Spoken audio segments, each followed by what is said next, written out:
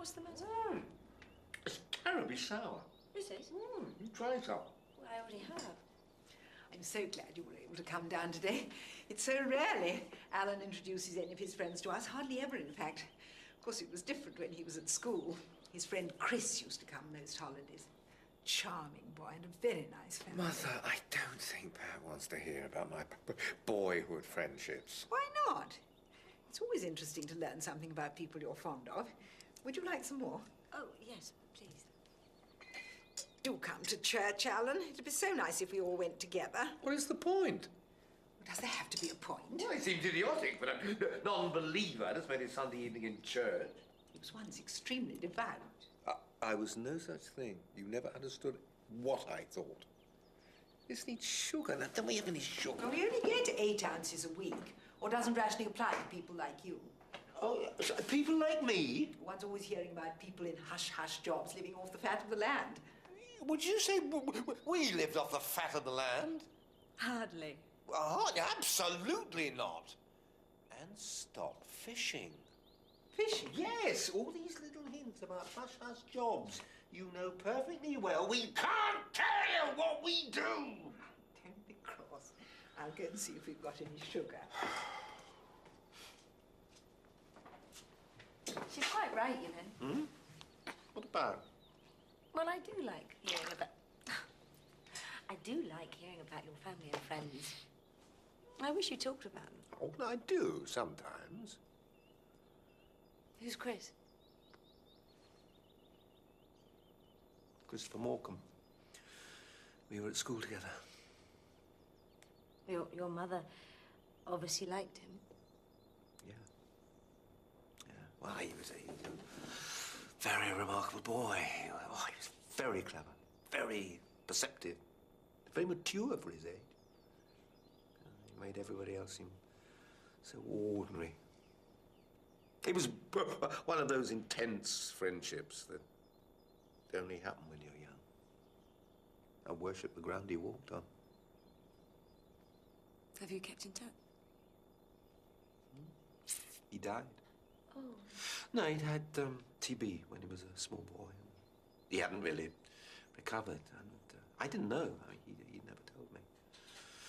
He was taken ill at school. We were all asleep. Next morning I heard he'd been rushed to hospital, and he died 6 days later. Thursday, February the 13th, 1930. I was devastated. Poor Alan. Oh, I felt I should have died, not him. And the only possible excuse for living was that I should achieve something that Christopher could no longer do. I used to think, you know, after he died, I always believed he was still with me. In spirit, and could help me. I suppose, gave my mother the impression I was devoutly religious. Wasn't that at all. I was just obsessed with this idea, this question, whether or not Christopher's mind could exist without his body. I mean, it was an obsession that stayed with me for years. What are mental processes? Can they take place in something other than a living brain? You see, in a way, in a very real way, many of the problems I've tried to solve in my work lead directly back to Christopher. Wouldn't he be amused? I think he'd be pleased. Hope so.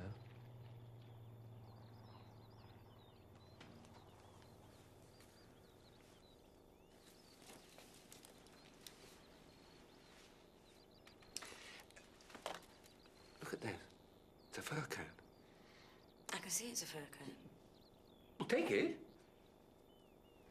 Go on, look at it. I am going to tell you something extraordinary about this fur coat.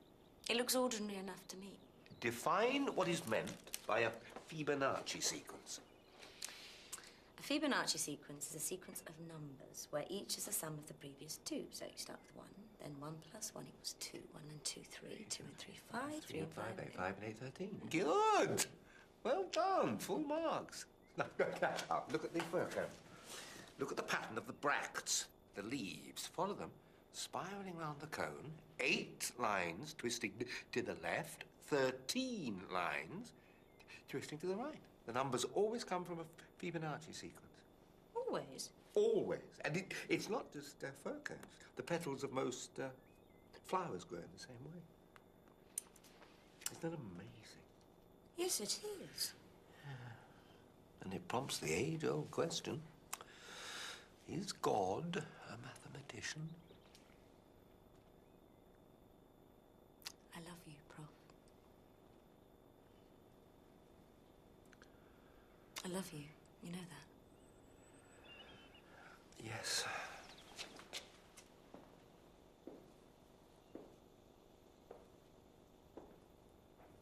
You're supposed to say, I love you too. Yes, I know.